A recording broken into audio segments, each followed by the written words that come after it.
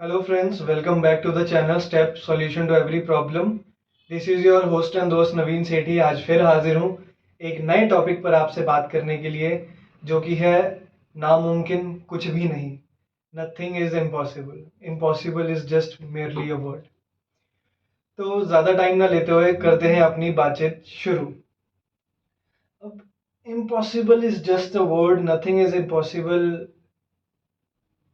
means ऐसा तो कुछ है नहीं लाइफ में जो हो नहीं सकता या जो किया नहीं जा सकता।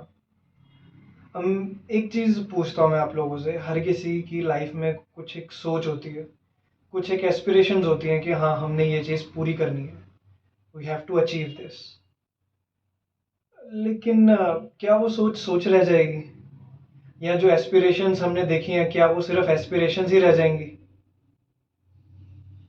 ठीक है, हम उनके लिए काम करते हैं, उनको करने की कोशिश भी करते हैं, लेकिन उनको करने में कुछ प्रॉब्लम्स भी हम फेस करते हैं।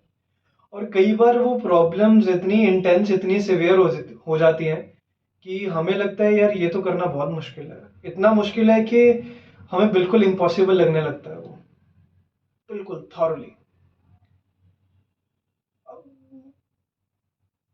मेरा आपसे एक सवाल, दुनिया में ऐसी कौन सी चीज़ है जो एक्चुअली में फैक्ट के हिसाब से इम्पॉसिबल है? वीडियो को पॉज कर लो और 2 मिनट सोच लो इस बारे में। चलिए मैं बताता हूँ। One of the most impossible facts of all time, we cannot predict future at all right now. हम बिल्कुल भी फ्यूचर नहीं देख सकते कि आगे आने वाला वक्त कैसा है, हमारे लिए, किसी के लिए भी, पूरी दुनिया के लिए भी क्यों ना हो, हम नहीं जान सकते। तो जिस चीज को हम जान नहीं सकते हैं उसको सोचकर आज ये मान लेना कि जो मैं कर रहा हूं वो हो नहीं रहा है, तो शायद ये नामुमकिन है। अजीब लगता है ना थोड़ा? ओके, अगर आप इम्पॉसिबल को डाइसेक्ट कर लो ना, आई एम पॉसिबल, अरे वो वर्ड खुद कह रहा है कि भैया सब मुमकिन है।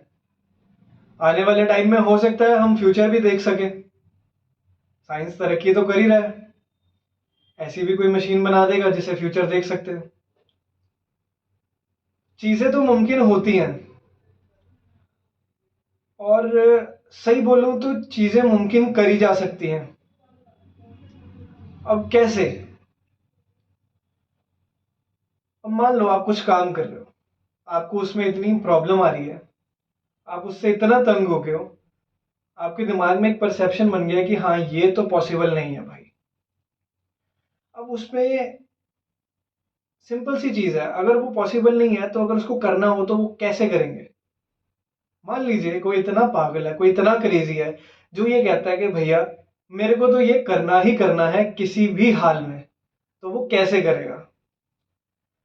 अब मैं आपको एक चीज बताता हूँ, क्या आपने कभी इस अप्रोच के साथ काम किया है कि आपको ये पता चल सके कि आज मैं जिस काम को बोल रहा हूं कि वो नामुमकिन है, वो एक्चुअली में नामुमकिन है, या उसको जिस तरीके से हम कर रहे हैं वो उस तरीके से नहीं हो रहा है? मेरा मानना ये है कि जिस भी तरीके से हम काम कर रहे हैं और उससे हमारा काम नहीं बन रहा है, क्यों ना हम एक बार तरीका बदल के देख लें। कितनी छोटी सी, कितनी प्यारी सी बात है। अगर हम प्लान ए से कुछ काम करना चाहते हैं और प्लान ए से हमें सक्सेस नहीं मिल रही है, 25 और अल्फाबेट्स है भाई, जिसके मतलब कहने का मतलब 25 और प्लान्स एटलीस्ट हो सकते हैं जिससे हम वो काम कर सकते हैं। फिर अगर आप ना, अगर आपने कभी गौर किया हो, जो इंडिया के व्हीकल्स की नंबर प्लेट है, पहले ए, फिर बी, फिर सी, फिर डी से लेकर के जेड तक, फिर उसके बाद शुरू होता है नंबर डबल ए से, फिर ए बी से, फिर ए सी से, फिर ए डी से, फिर जाता है ए जेड तक, फिर बी ए, फिर बी बी, फिर बी सी, फिर बी डी, फिर बी जेड तक। ऐसे करते करते जब तक जेड तक नहीं पहुंच जाते तो सोचो, जस्ट इमेजिन कितने प्लान्स आप सोच सकते हो उस काम को करने के लिए जो अभी तक आपको नामुमकिन लग रहा है।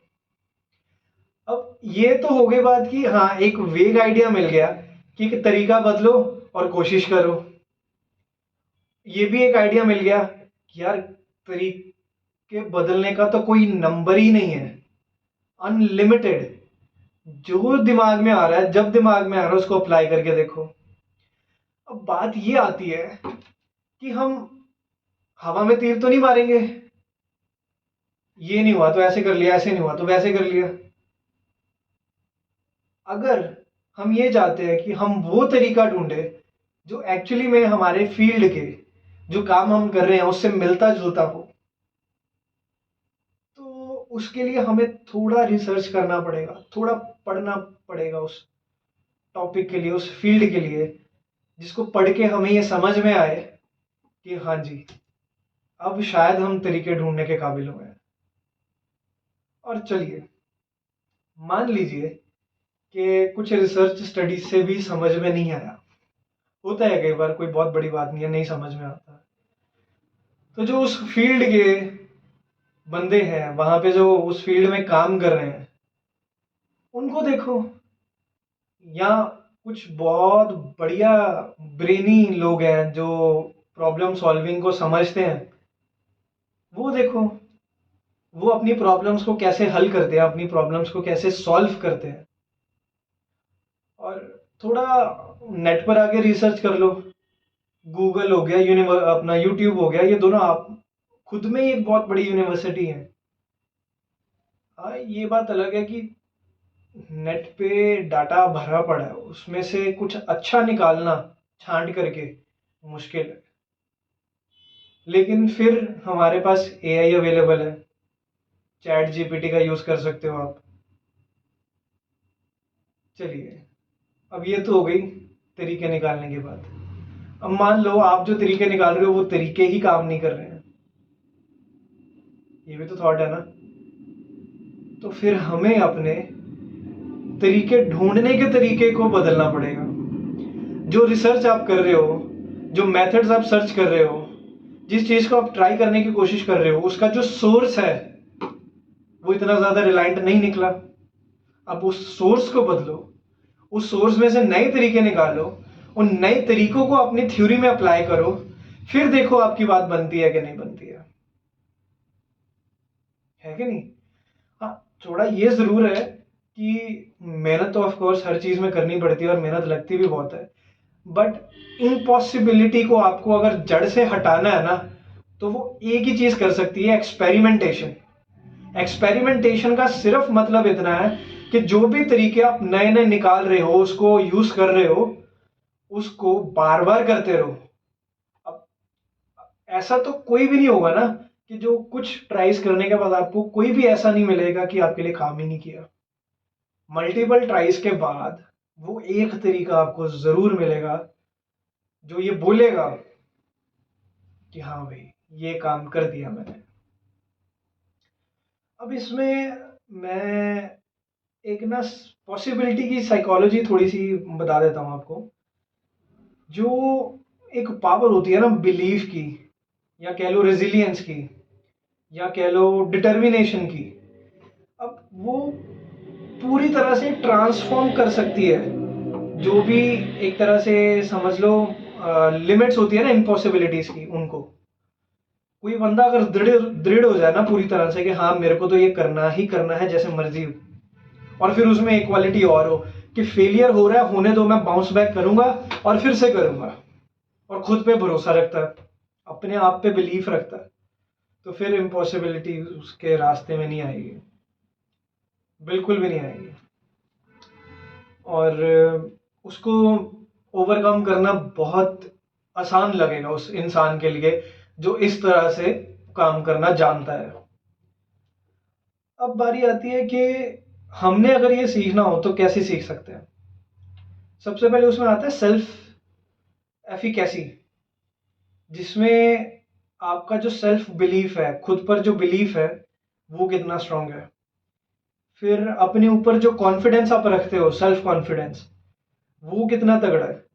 और ये दोनों मिला के आपकी जो नॉलेज और एबिलिटीज है वो अगर इनके साथ मिल जाए तो जो आप सोच रहे हो ना वो अचीव करने में आपको कोई रोक नहीं सकता है।